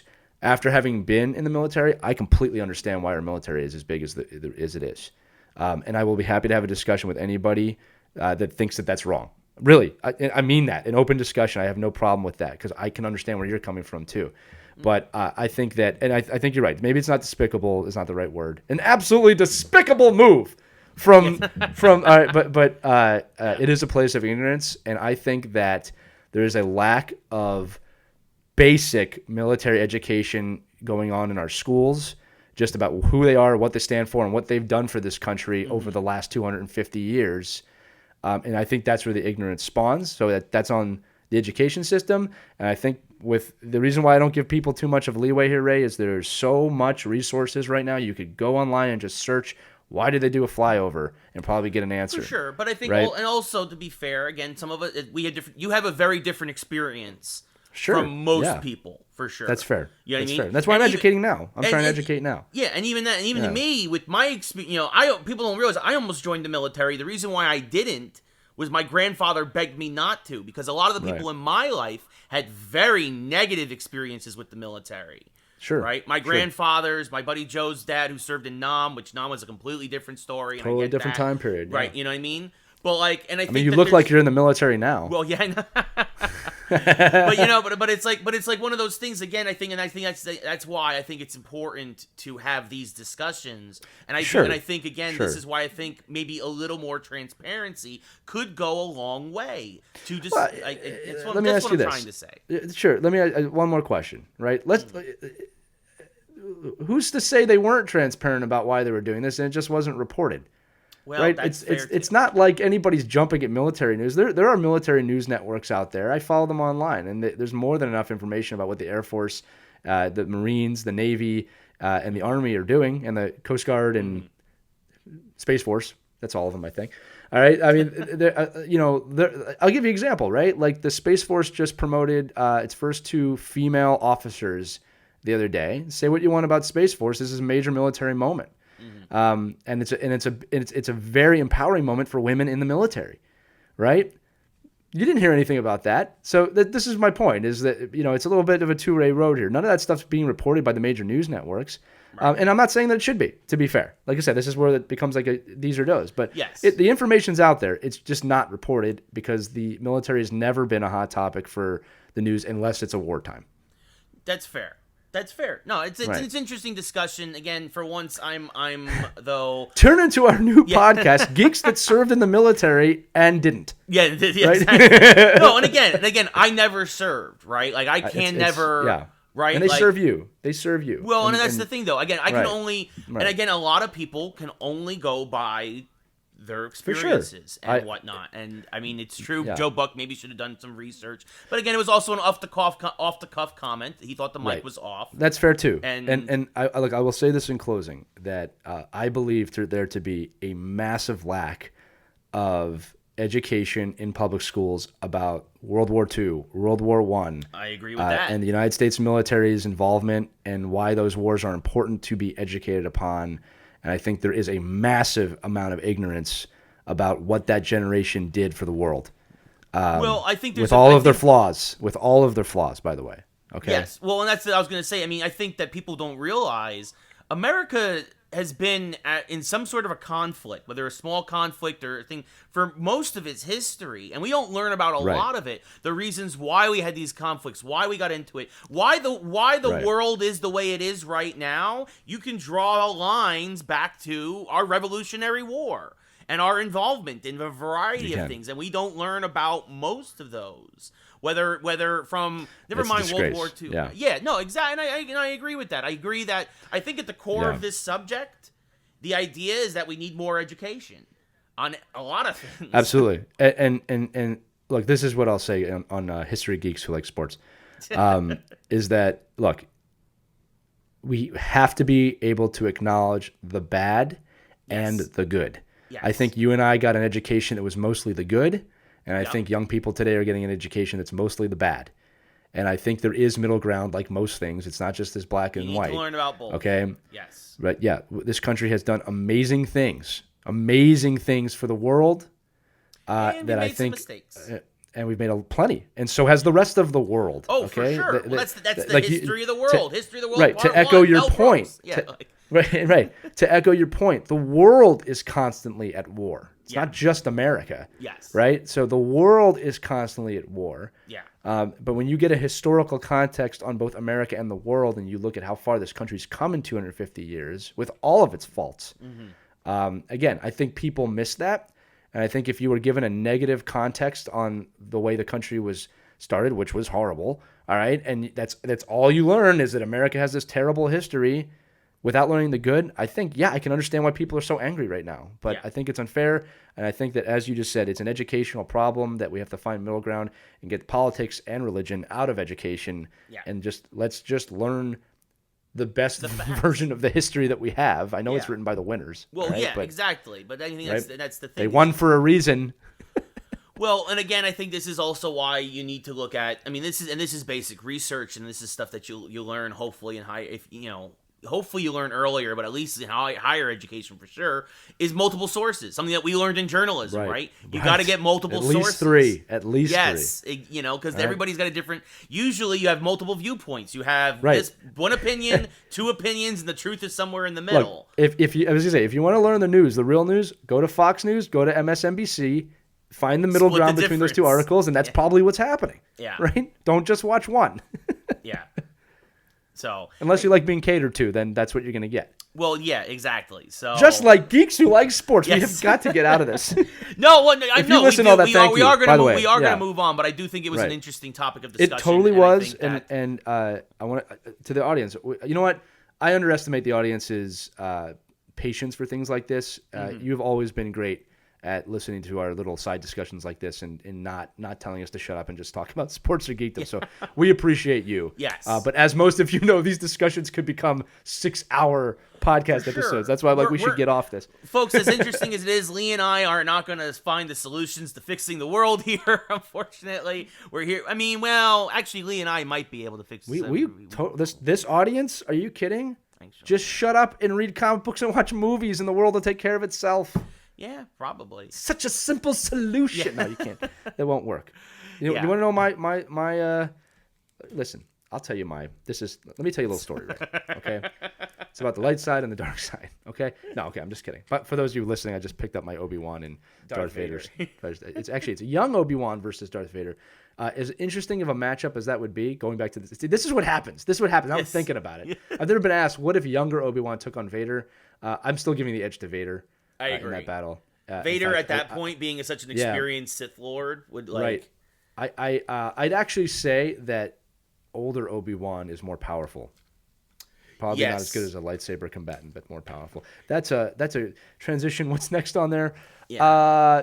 We're moving to the World Series. To the World Series. Yes. I can't believe I'm saying those words. Let me start to the World Series. Yes. God bless you, John Candy. So unfortunately, it's the Tampa Bay Rays versus the Los Angeles Dodgers, two teams I can't stand. But I'm okay. I'll let you say stuff, then I have stuff to say. Okay, I'm just saying. It was a horrendous season, Ray. It sucked. The whole thing sucked. Terrible. I'm not gonna. The integrity is gone. I'm glad those two teams got there because they have been very good baseball teams this year. You almost let the Houston Astros get back to the World Series. Are you serious? If they got back there, by the way, the under 500 small amount of Astros. credit. Small amount of credit to them for bonding together enough to find a way to get that deep in the playoffs. I do. A small sliver of me as a former athlete and as a coach respects you for that. But man, if they had got that, I would have lost my mind. If that team, those cheating bastards, they got absolutely no punishment for cheating, Ray, in baseball. Other teams have been blackballed forever. Yeah. Forever. And these guys got away with it because I know there was a massive cash injection from someone in that organization, the MLB, that let them get away with it. Yeah. But my God, this has been a train wreck of a season. It was horrible. I am not going to be watching the World Series. Dodgers, I kind of hope you win, but don't riot LA. In fact, you know what, Dodgers and Tampa Bay, one of you is getting a back-to-back champion. You jerks. Yeah, think about it. This is actually the tiebreaker in championships because Tampa won the Stanley Cup, LA won the NBA Finals. I'm sorry, Ray. I couldn't hold it in. I'm so fed up with baseball. I apologize. No, it's perfectly fine. I don't blame you. I'm kind of sick of it too. Season. I had to resort to rooting for the Braves.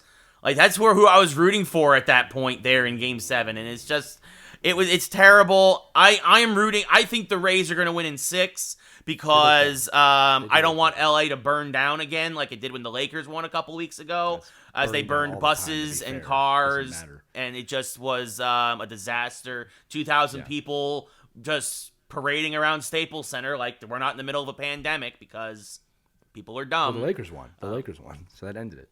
The Lakers won, so the world is better now. So that's why I'm rooting against the Dodgers.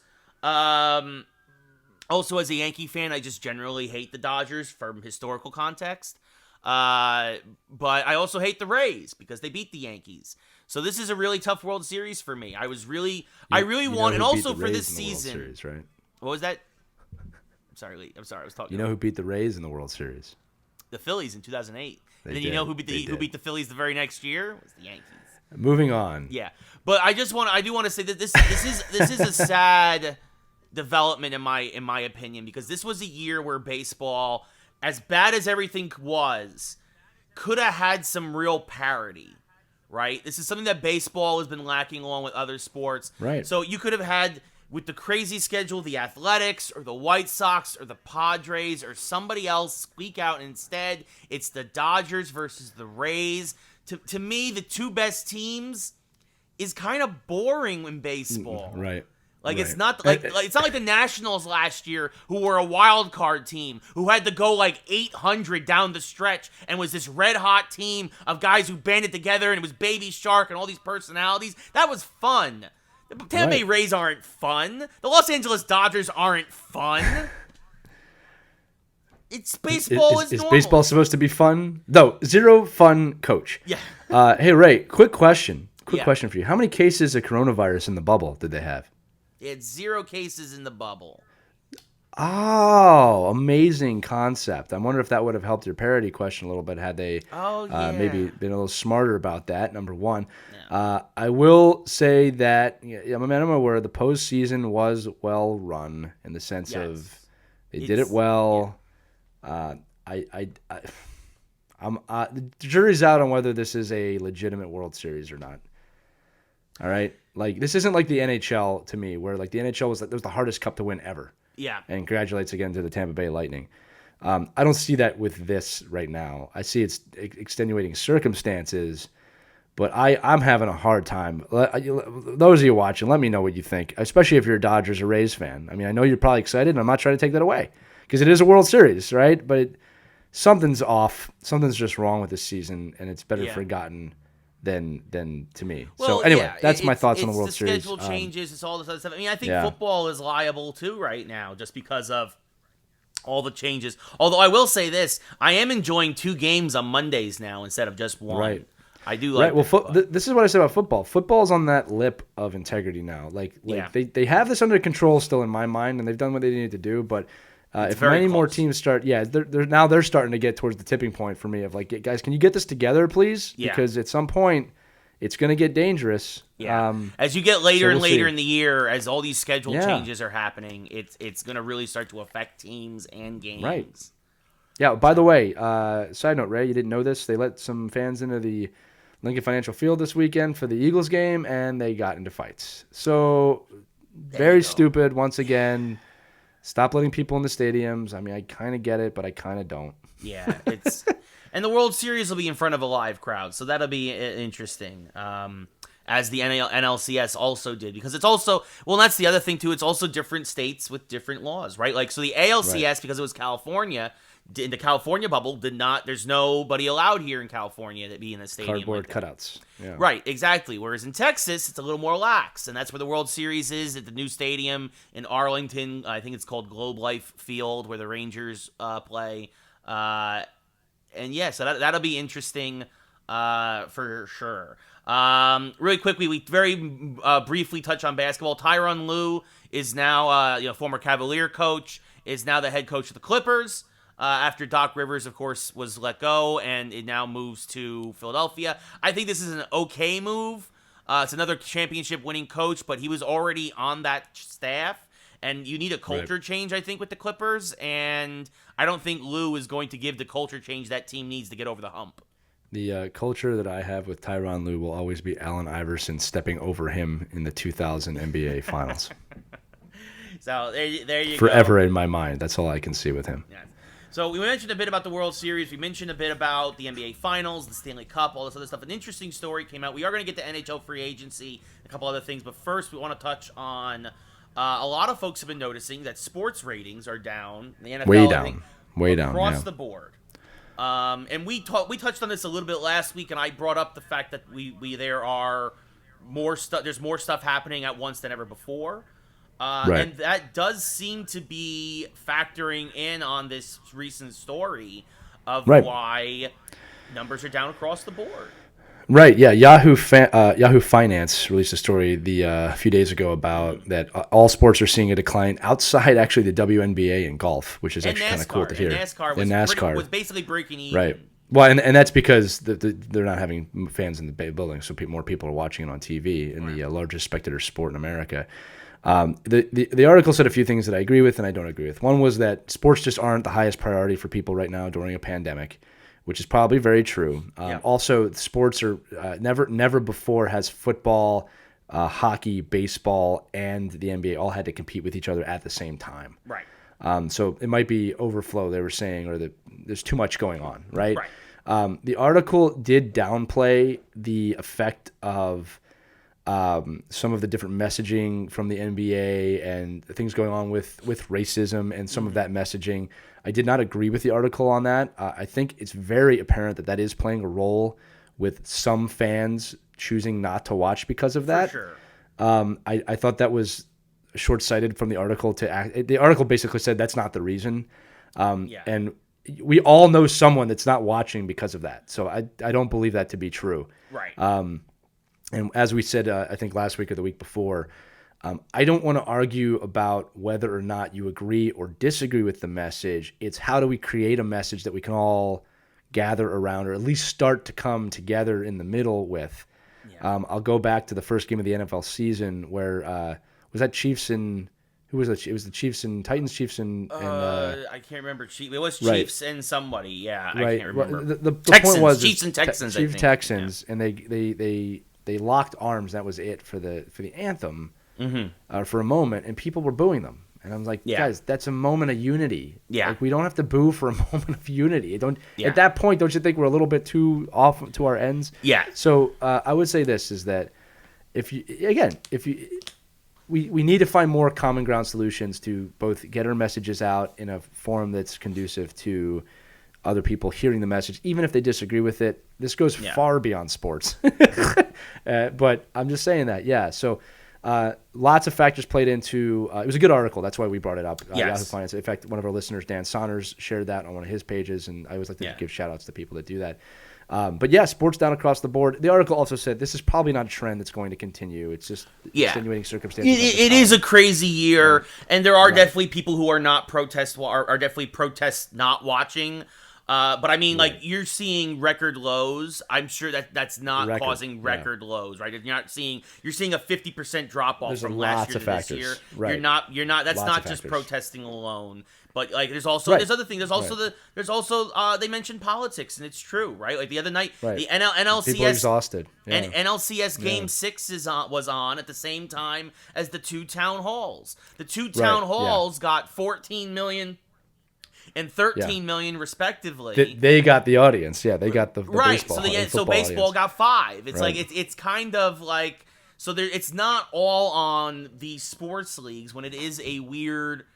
It is a maelstrom of things that we've never dealt with before. Well, the and last factor I forgot to mention, the article also brought up the matchups.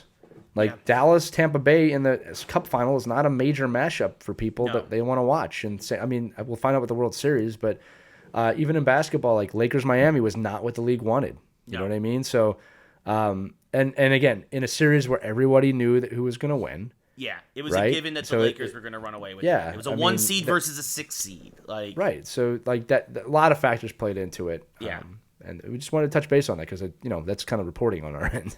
Yeah, no, for sure. I mean, it is fascinating. We brought it up last week, and we did mention and talk about that. I think what part of it was, and I remember this, Game 6 of the NBA Finals was going against Sunday Night Football, was going against the division series for baseball, and it's like, it's there's more options than ever before. That's going to fragment and splinter an audience. Big time, right. Because you can only watch one thing at once. Here's the other thing we don't know. I'm lost now on ratings in terms of if they're doing traditional Nielsen ratings of who's watching on the TV versus their computer streaming. Like, ratings are very confusing right now for that matter, but that whole system is about to collapse in the next 5 years. So we'll talk about that in another And that's episode. The other thing. I got my Xbox on here in the background. You can see it. I get all my stuff through Sling TV. I get all my stuff across the internet. Right. I don't know how that's being accounted for nowadays. Neither do I, So it's like, do I affect ratings at all? Is the fact that I DVR'd something and I watch it later affect anything? Well, I mean, you affect our ratings on this show. Well, there you go. So you have control over that. I have control over that. So I hope you all continue to keep listening and sharing and watching, and we can see those numbers on YouTube and SoundCloud and Facebook, so we appreciate that. But, so it's very, very interesting. One of the things we mentioned, of course, was the Stanley Cup. There, Tampa Bay versus Dallas. Now we're in NHL free agency. I told you we were going to get to this. A lot of interesting moves continue to happen. The biggest one, probably in recent days, is Joe Thornton going to the Maple Leafs. Former Shark, former Bruin. He's starting to get up there in age. Signed a 1-year deal with the Leafs. He is up there in age. Just so you know. Yeah, I mean, he's in the close to 40. I was going to say he's almost already. 40 if he's not 40. Like it's for a hockey I think player. I'm going to look up his birthday right now. I want to say he is 40. I think he's 40 also. I mean, he's definitely not. I mean, he's at least 38.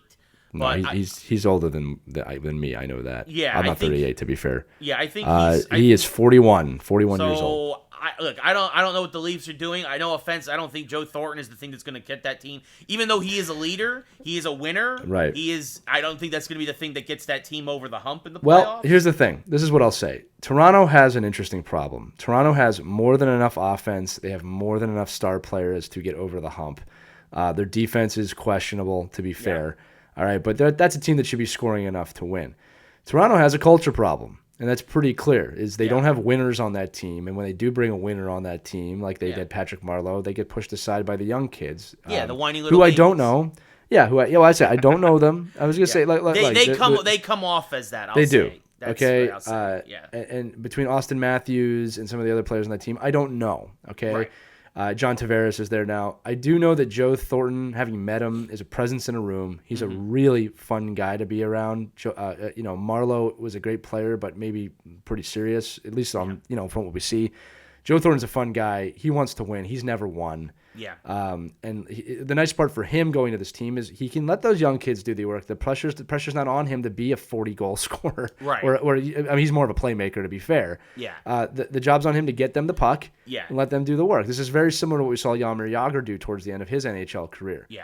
But Joe Thornton is a great face for the league. He's a great human being. He's always been fun to watch. And he said point blank, "I'm coming here to win a Stanley Cup," which is both hilarious but curious to an NHL fan, especially if you're a Toronto fan who's probably getting excited now that they got him. So I'll say it like this, right?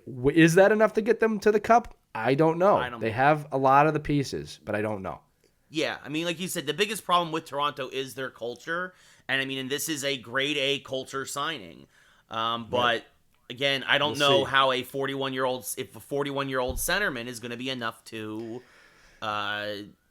change that enough. I mean, it's gonna be interesting to see. It's gonna be interesting to see for sure. Well, and I gotta transition to another NHL topic that's not on the rundown, but we have to talk about this. There has been a proposed, and we don't know how serious this is, new alignment for the 2021 NHL season, which sees bubble divisions. Okay, so just full disclosure, I don't know how the games will work in a 60-game season, about how many teams would play it, if they'd move to other divisions, or you just keep playing the same teams in your division. But basically, there's a map. It's a picture. We've shared it on Elimination Cafe and in Geeks Who Like Sports that shows that they have segmented divisions based on location to make it a little bit more of a bubble-type area. So what you see is most of the Metropolitan Division, or half the Metropolitan Division, is now also in the Atlantic Division under these settings. And you can see the map. But it does group teams together in a little bit of a safer travel environment. Yeah. So, Ray, I want to get your thoughts on that, because that would be just a major realignment for one season. And, yeah, again, you'd see the Rangers playing Toronto a lot more now than playing Carolina, right? You'd see all the Canadian teams. This was a cool one. The Canadian teams are in their own division. So there is no Canadian teams in any American city's division.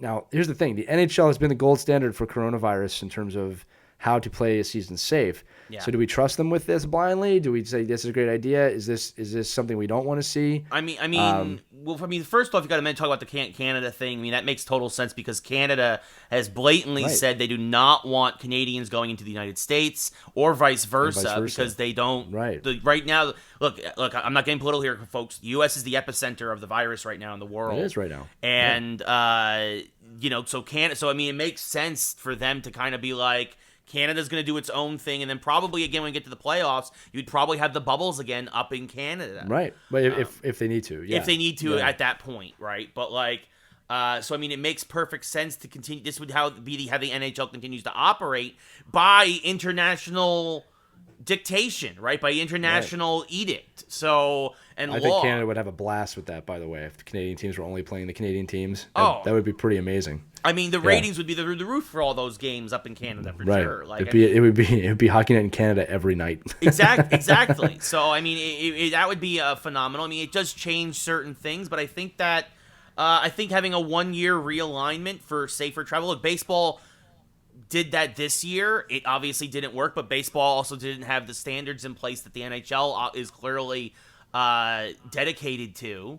I mean, again, we'll see if it works. Don't know if it'll work.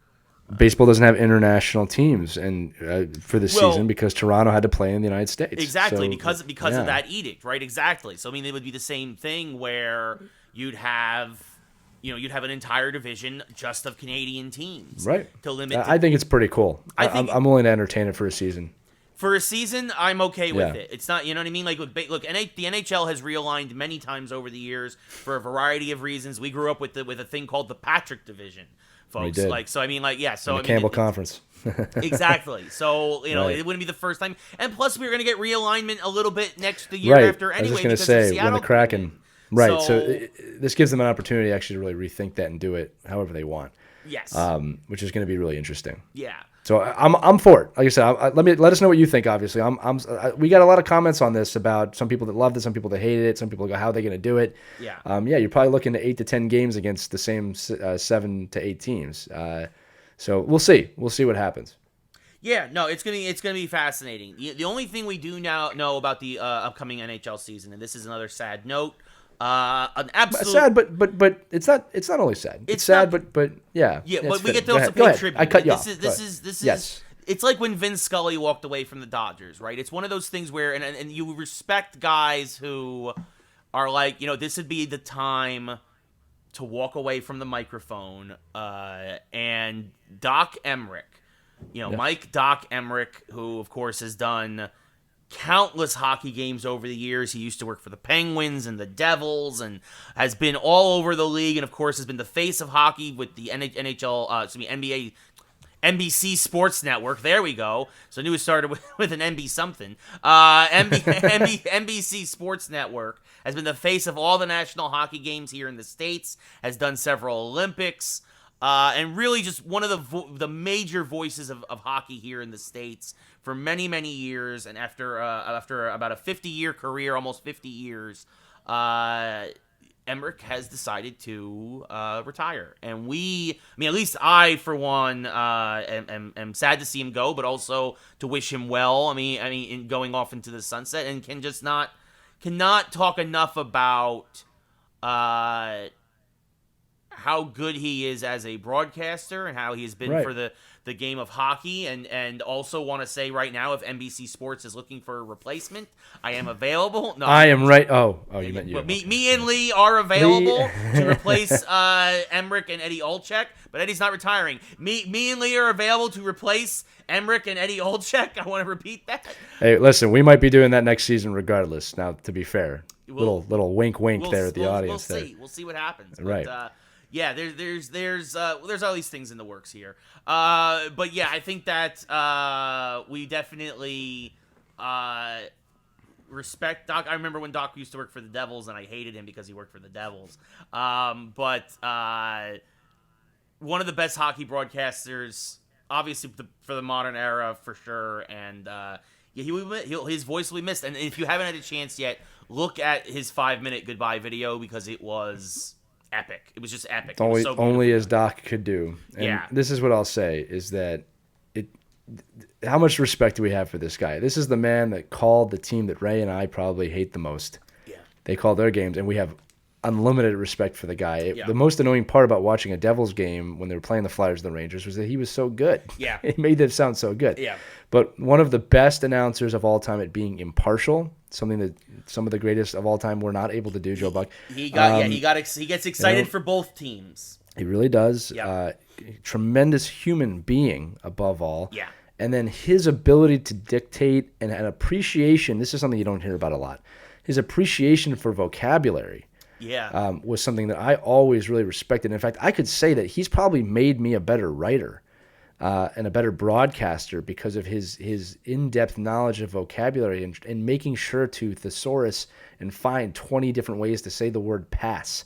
Yeah. I mean, I'll always remember the day he said, and that puck was spirited away, or his stick betrayed him after it breaks. I mean, the best, just the absolute best. Yeah. Overall storyteller on the mic. That is what play-by-play is. You are telling a story. Yeah. And he was the best at it. So will be missed, but we will also celebrate his career. He is getting up there in years, and I completely understand that he would not want to travel, and that he'd want to save himself. So again, it's somber in the sense that he's retiring. Someone else will step up to the front. There have a lot of broadcasters in the NHL that were built for this role. But yeah, Mike Doc Emrick, excuse me. Tremendous career, tremendous human being. Yeah. We were lucky to have you. We did not deserve you. And this is one of those things. Just thankful that we had the time with him in this game that we had. Yes, for sure. And also, again, if you're also looking for a replacement, you can also check out my NHL 21 streams on twitch.tv/RayCarcillo. We started hockey. Is there an outlet behind me? We've started hockey streams, and actually they're doing pretty well. They're getting some good response. So people don't realize that. Yeah, I can also do hockey. And speaking of plays, Ray, you can do anything, Ray. You can do anything. Well, I that is true. I've done Pokemon Go play-by-play. Pikachu! Here on this show, yeah. That's true. That's true. And speaking of some of my play-by-play, we did a video. For those of you who watched our PAX episode, our PAX Online episode, again, we appreciate that. You appreciate you guys stopping by. Some challenges were issued by Lee and Asif and Gordon and Finn about plays I should do, some play-by-play I should do. And so we finally got around to... I finally got around to doing the play-by-play for those videos. We made a video clip. It's on our Facebook page currently. It's also on our YouTube channel. Just search Geeks Who Like Sports. But it's a 3-minute video of me doing play-by-play for those. Some of them infamous, some of those famous clips from a variety of different sports, including rare basketball clips from me. Some of them are hilarious too. Yeah, because I also kind of took some time on some of those. We're gonna cut them up and share some of the best ones with the audience as well. If you didn't check out that video, but make sure you look that up on YouTube. The Geeks Who Like Sports Ray does famous calls. It's funny. Yes, it's worth your 3 minutes. I'll put it that way. If you're a sports fan. Thank you. So we did do that. And then that brings us now to that's the end of our sports section. That brings us now to our question of the week. It's time for the question of the week. It's time for the question of the week. It's time for the question of the week. Yeah. So the question this week is, we talked before about the kid who made the Michael Keaton Batman demo for the video game, is what classic property should be made into a modern video game? Right. Lee, I mean, I've got some ideas for this. I'm sure you do as well. I would love to get your thoughts on this. I do. Well, yeah. Again, this spawned from the thought of, as Ray, you said, it enraged you because we couldn't actually play that game. Yeah. And I started thinking and pondering, like, wow, how awesome would that be? A 1989 Tim Burton Michael Keaton Batman game, where you can either fight the Joker or fight the Penguin, or we won't talk about the other movies from that era. So there's one that's always been in my head. That I this might be a little obscure for some of the listeners, but I think you'll remember this. There was a movie with Val Kilmer, ironically enough, called The Saint. Yeah. Okay, and it came out. It's the reason why you couldn't do Batman and Robin. Right, that's right. And I actually thought that was one of the best espionage movies I had seen at that point. It was hot off the trails of GoldenEye, and what I remember is that I was saying even back then that this would make a really good first-person GoldenEye type shooter game. Now, at that time in my life, I didn't realize that movies with a budget like that don't get made into video games. But I still, to this day, stand by it that they could follow that movie in a GoldenEye style N64 game, and it would totally have worked, and it totally would have been fun to play. So that's my first. I'm going to go back and forth with you. The Saint. That's obscure, but I think that's one I'd love to see in a game. For sure. I mean, there's a lot of properties, honestly, to go through. I mean, the first one for me is that obviously hot on the heels of Michael Keaton Batman would be, what if we finally got a Superman game, but it would be the Christopher Reeve 78 Superman, or even Superman 2. Made well. Yeah, made no, well. exactly, Yeah. Right? Like, there's even a mini game where you have to fly around the Earth at the end, the reverse time. Like, it just... Right. I mean, that's... The problem is, we found this out in Avengers. It's just, you cannot make games where people have to fly. It just does not work. Yeah. Again, for those of you who play the Avengers, if you've been Iron Man, Thor, or any of the characters that fly, it's just impossible. You can't make a good flight engine for these guys. And it never looks right either. Yeah. Ever. So I mean, but I agree with you. If it could be done right, Christopher Reeve Superman for sure. The other one that I think of is especially because they just came out with a game and it was really not very good. And they did this. Activision did this with Transformers a few years ago with Fall of Cybertron and War for Cybertron, where they gave us a good modern Transformers game with a dark story and good action, and you could transform, but it wasn't gimmicky. And they just came out with a G.I. Joe game, and we haven't had a good G.I. Joe game since the NES with a little side-scrolling shooter. Yeah. And I really want a good first-person shooter. Maybe not necessarily like Call of Duty, but you can mix in a little bit like a Borderlands kind of style with it.